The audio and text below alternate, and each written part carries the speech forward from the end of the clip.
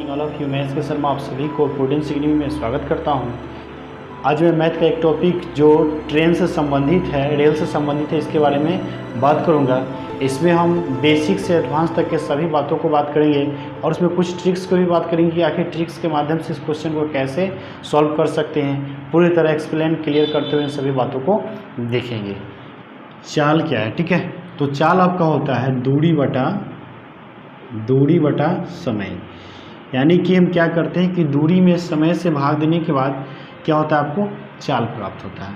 अगर यहाँ से अगर बात की जाए आपको दूरी निकालना होगा तो दूरी बराबर क्या होता है, तो इसको इधर ला देंगे तो ये भाग में इधर आएगा तो गुना में, यानी कि दूरी बराबर जो आपका मिलेगा वो आपका हो जाएगा चाल गुने समय। दूरी बराबर आपका हो जाएगा चाल गुने समय।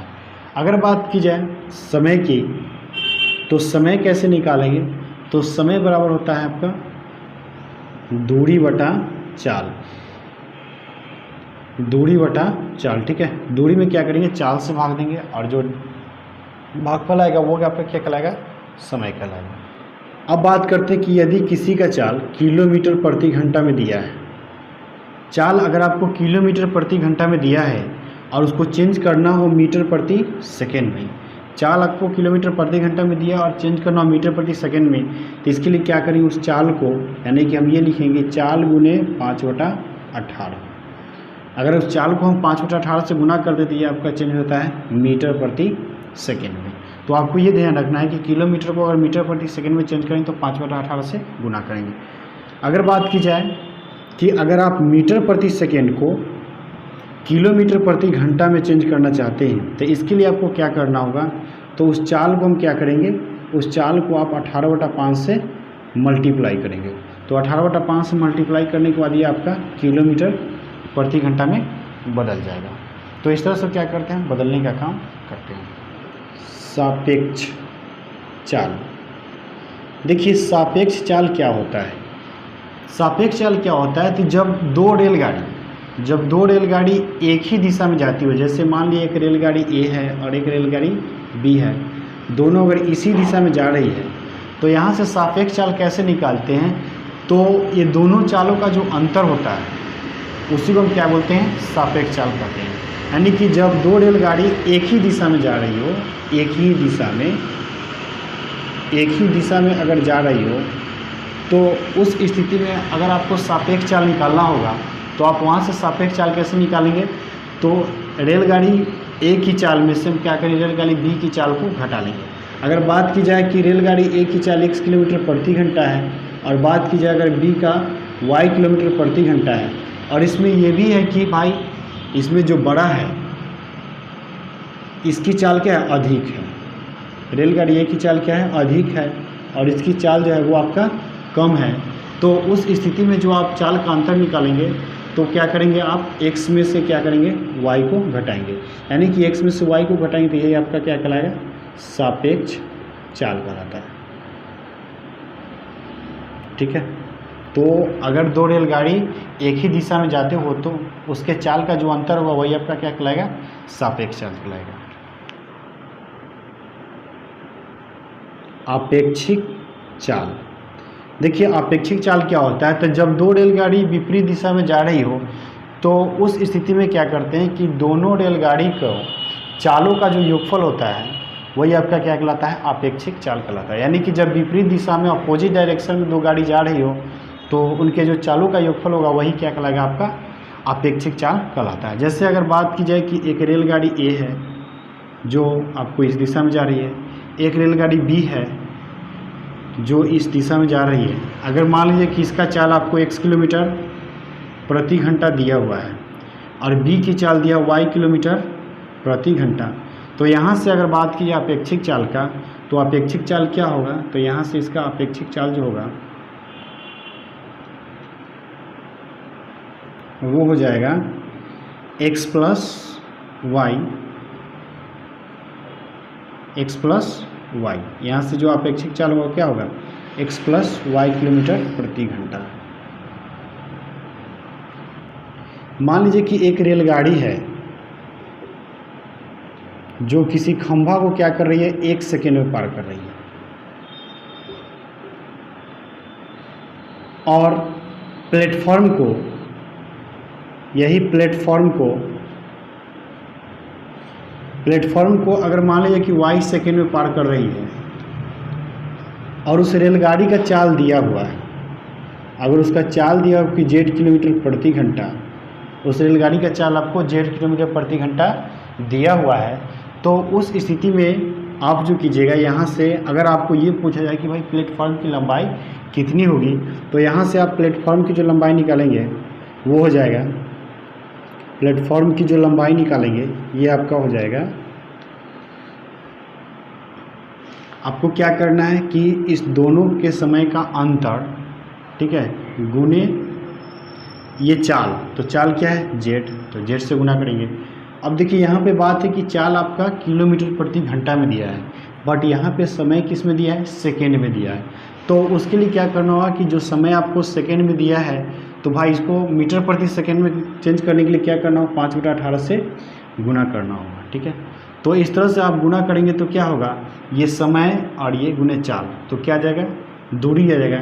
इट मीन्स रेलगाड़ी की प्लेटफॉर्म की अगर लंबाई निकालना हो तो यही इसका लंबाई होगा, ये आपका इतना मीटर हो जाएगा, ठीक है। तो इस तरह से हम क्या कर सकते हैं, प्लेटफॉर्म की लंबाई निकाल सकते हैं। अगर ऐसा कंडीशन हो कि एक ही रेलगाड़ी किसी खंभे को पार कर रही है 1 सेकेंड में, यहाँ पर ये खंभे की बात की जा रही है, खंभे, ठीक है, खंभे की बात की जा रही है। तो अगर वो खंभे को पार करता है 1 सेकेंड में और वो प्लेटफॉर्म को पार करता है y सेकेंड में, तो उस स्थिति में और उसका ये भी दिया हुआ कि चाल दिया हुआ आपका z किलोमीटर प्रति घंटा, और आपसे ये पूछा जाए कि भाई प्लेटफॉर्म की लंबाई क्या होगा, तो आप इसको निकालने के लिए क्या करेंगे, उसके समय का अंतर गुने उसके चाल गुने 5/18 कर देंगे। तो इस तरह से हम क्या निकाल सकते हैं, प्लेटफॉर्म की लंबाई निकाल सकते हैं, ठीक है।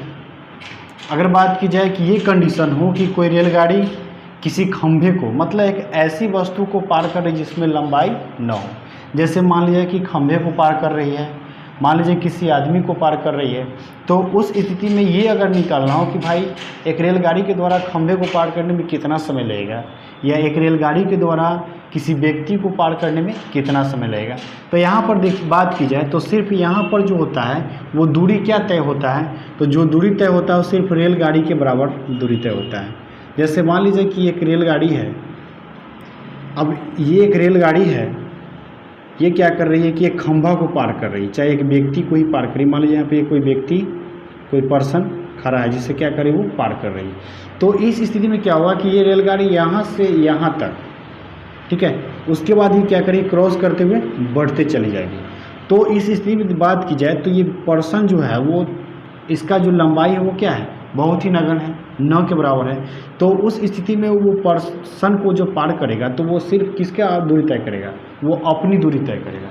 रेलगाड़ी जब गुजरेगी तो सिर्फ क्या करेगी, अपनी दूरी तय करेगी, पर्सन का लंबाई नहीं है, इसलिए वो पर्सन का दूरी तय नहीं करती है, सिर्फ अपनी दूरी तय करके क्या करेगी, उसको पार करेंगे, यानी कि ये सीधी रूप में जाती रहेगी।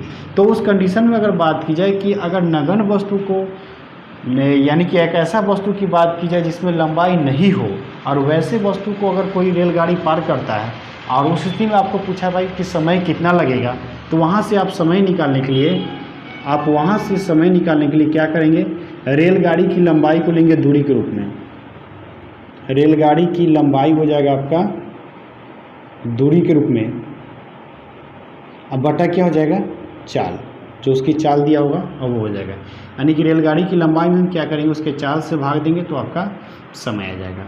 तो ऐसे वस्तु को पार करें जिसमें लंबाई ना हो, तो इस तरह से हम क्या कर सकते हैं, समय निकालना हो तो निकाल लेंगे। लेकिन यहाँ पर अगर बात की जाए कि ऐसा कंडीशन हो कि एक रेलगाड़ी मान लीजिए कि प्लेटफॉर्म को पार की है, एक पुल को पार कर रही है, तो पुल और प्लेटफॉर्म में क्या होता है, कुछ न कुछ लंबाई होता है।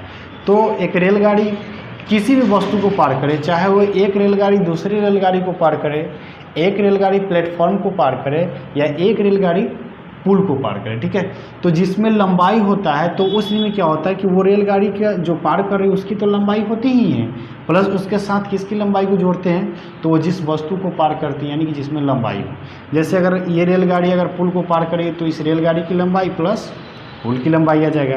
अगर ये आपका प्लेटफॉर्म की पार कर रही तो क्या हो जाएगा, इस रेलगाड़ी की लंबाई प्लस प्लेटफॉर्म की लंबाई हो जाएगा। अगर ये रेलगाड़ी क्या कर रही है कि किसी अदर रेलगाड़ी को पार कर रही है, जो रेलगाड़ी खड़ा है तो उस स्थिति में अगर बात की जाए तो उस स्थिति में क्या होगा कि इस रेलगाड़ी की लंबाई प्लस उस रेलगाड़ी की लंबाई, इस तरह से क्या करते हैं हम दोनों को जोड़ने का काम करते हैं। तो वहाँ से अगर आपको समय निकालना हो कि भाई अगर जिसमें क्या हो कि लंबाई हो और वैसे वस्तु को पार किया जाए तब आपको समय निकालने की बात की जाए, तो यहाँ से हम समय निकालते हैं। आप याद रख लीजिए कि मान लीजिए कि वो पुल को पार कर रहा है, पुल को पार कर रहा है और इसकी लंबाई अगर x मीटर दिया हुआ है, x मीटर अगर दिया हुआ है, तो यहाँ से समय जो निकालेंगे वो क्या हो जाएगा, तो जो रेलगाड़ी की लंबाई होगा वो तो होगा ही, रेलगाड़ी की लंबाई तो होगा ही, इसके साथ आपको जोड़ना होगा इस पुल की लंबाई, यानी पुल की लंबाई अगर x किलोमीटर है, x मीटर है तो x को जोड़ेंगे, अब बटा क्या हो जाएगा, तो इसका चाल हो जाएगा। ठीक है, यानी कि आपको यही कहने का मतलब है कि अगर आपको यहाँ से समय निकालना हो कि वैसे वस्तु को पार करा जिसमें लंबाई हो, तो आपको करना ये होगा कि रेलगाड़ी की लंबाई प्लस जिसको पार कर उसकी लंबाई बाई चाल कर दें। तो इस तरह से हम क्या करते हैं, समय निकालने का काम करते हैं। अगर बात करते हैं एक फास्टर ट्रेन है, एक स्लोअर ट्रेन है, फास्टर ट्रेन है और एक स्लोअर ट्रेन है। अब फास्टर ट्रेन और स्लोअर ट्रेन दोनों ट्रेन क्या रही कि एक ही दिशा में चल रही, ये दोनों ट्रेन एक ही दिशा में जा रही है। अगर हम मानते हैं कि फास्टर ट्रेन की लंबाई L है, L1 है और लोअर ट्रेन की लंबाई L2 है। अगर इसमें बात की जाए कि फास्टर ट्रेन का जो चाल है वो आपका x किलोमीटर प्रति घंटा है और लोअर ट्रेन है जो स्लोअर ट्रेन है उसका जो चाल है वो आपका y किलोमीटर प्रति घंटा है। तो यहाँ से ये बात की जाए कि जब दोनों ट्रेन एक ही दिशा में जा रही हो, फास्टर और स्लोअर दोनों एक ही दिशा में जा रही हो, और तब उस स्थिति में आपसे पूछा जाए कि फास्टर ट्रेन के द्वारा स्लोअर ट्रेन को पार करने में कितना समय लगेगा, तो आप यहाँ से समय निकालने के लिए क्या करेंगे कि आपको ये करना है कि दोनों की लंबाई को क्या करेंगे, जोड़ेंगे, क्योंकि एक रेलगाड़ी दूसरी रेलगाड़ी को पार कर रहा है। तो जिसमें लंबाई होता है तो उसमें क्या करते हैं, अभी आपको बताएं कि दोनों को जोड़ते हैं, यानी उस रेलगाड़ी की लंबाई प्लस जिसको पार करे उसकी, तो दोनों रेलगाड़ी है इसलिए दोनों की रेलगाड़ी की लंबाई को जोड़ेंगे, यानी L1 प्लस L2। अब बाई, अब यहाँ पे क्या लिखेंगे, तो यहाँ पे चालों का अंतर यानी कि सापेक्ष चाल, तो चालों का अंतर क्या हो जाएगा, तो x में से हम क्या करेंगे, y को घटाएंगे। अगर ये किलोमीटर है तो आपको क्या करना होगा, 5/18 से गुना करके इसको मीटर प्रति सेकंड में चेंज करना होगा। तो इस तरह से हम क्या कर सकते हैं, यहाँ से हम क्या कर सकते हैं कि समय निकाल सकते हैं, यानी कि फास्टर ट्रेन के द्वारा अगर सोलर ट्रेन को पार करने में कितना समय लगेगा ये बात आप निकालेंगे L1 plus L2 by x-1 into 5/18। ठीक है, तो इस तरह से हम क्या करेंगे, निकाल सकते हैं। अगर यही बात की जाए कि वो एक ही दिशा में नहीं जा रहे हैं, विपरीत दिशा में जा रहे हैं, विपरीत दिशा में, अगर ऐसा स्थिति है कि अब ये दोनों ट्रेन जो है फास्टर और स्लोअर दोनों ट्रेन विपरीत दिशा में जा रही है, एक दूसरे के उल्टा चल रहे हैं और इसकी लंबाई सेम है, इसका चाल सेम है, तो उस स्थिति में भाई कितना समय लगेगा ये आप कैसे निकालेंगे, तो इसे निकालने के लिए क्या करना होगा, आपको ऐड करना होगा। क्या करना होगा, ऐड करना होगा। यानी कि अगर विपरीत दिशा में दो ट्रेन चल रही हो और उस स्थिति में आपको पूछा जाए कि एक ट्रेन को दूसरे ट्रेन, मतलब कि फास्टर ट्रेन को स्लोअर ट्रेन को पार करने में कितना समय लगेगा, तो उसके लिए आपको समय कैसे निकालेंगे, तो दोनों की लंबाई को क्या करेंगे, ऐड करेंगे और उसके बाद क्या करेंगे, इनके चालों के योग से भाग देंगे, जो भागफल आएगा वही आपका क्या होगा, समय होगा। ठीक है, अब बात करते हैं कि एक रेलगाड़ी है, ये रेलगाड़ी क्या कर रही है कि ये रेलगाड़ी आपको एक खंभे को पार कर रही है, वो आपको पार कर रही T1 सेकेंड में, एक खंभे को पार कर रही वो T1 सेकेंड में। उसके बाद एक प्लेटफॉर्म को पार कर रही है, ये प्लेटफॉर्म को पार कर रही है, ये पार कर रही है आपको T2 सेकेंड में। खंभे को पार कर रही है T1 सेकेंड में, प्लेटफॉर्म को पार कर रही है T2 सेकेंड में। ठीक है, और आपको दिया हुआ है कि प्लेटफॉर्म की जो है आपको लंबाई दी हुई है, प्लेटफॉर्म की लंबाई आपको दी हुई है कि प्लेटफॉर्म की जो लंबाई है वो आपका जो कुछ दिया है, चलो भाई L दिया है, तो L आपको दिया हुआ है। तो उस स्थिति में आपसे ये पूछा जाए कि रेलगाड़ी की लंबाई क्या होगी, रेलगाड़ी की लंबाई क्या होगी, तो आप यहाँ से ये निकालने के लिए कि रेलगाड़ी की लंबाई क्या होगी, इसे आप कैसे निकालेंगे, तो आपको क्या करना होगा कि इस प्लेटफॉर्म की लंबाई को मल्टीप्लाई करेंगे। ठीक है, खंभे को पार करने में जो समय लग रहा है उससे, यानी कि T1 से। अब बाई क्या हो जाएगा, तो यहाँ से क्या करेंगे T2 में से T1 को घटाएंगे, T2 में से क्या करेंगे T1 को घटाएंगे, यानी कि लंबाई को T1 से गुना करेंगे और T2 में से T1 को घटाएंगे, जो आपका आएगा वो आपका मीटर में आएगा और यही क्या होगा, रेलगाड़ी की लंबाई होगा। तो इस तरह से हम क्या कर सकते हैं कि रेलगाड़ी की लंबाई को भी हम आसानी से निकाल सकते हैं जब इस तरह का कंडीशन दिया हो। तो सवाल है कि एक रेलगाड़ी एक सिग्नल पोल को 11 सेकेंड में तथा 260 मीटर लंबे प्लेटफॉर्म को 24 सेकेंड में पार करती है, तो रेलगाड़ी की लंबाई कितनी है। आपसे ये पूछा जा रहा है कि रेलगाड़ी की लंबाई कितनी है। आपको यहाँ से दिया हुआ है कि वो जो सिग्नल पोल को पार कर रहा है, वो सिग्नल पोल को जो है वो पार कर रहा है आपका 11 सेकेंड में। सिग्नल पोल को 11 सेकेंड में पार कर रहा है। प्लेटफॉर्म की लंबाई जो है वो आपको दिया हुआ है 260 मीटर, और आपको यही दिया हुआ है कि प्लेटफॉर्म की लंबाई जो है 260 मीटर, यानी कि प्लेटफॉर्म को उसको पार करने में जो समय लगता है वो प्लेटफॉर्म को पार करने में कितना समय लगता है, 24 सेकेंड। 24 सेकेंड समय लगता है। तो आपसे पूछा जा रहा है कि भाई इस रेलगाड़ी की लंबाई कितनी है। तो यहाँ से अगर आप रेलगाड़ी की लंबाई निकालते हैं तो यहाँ से आप क्या लिखेंगे, रेलगाड़ी की लंबाई।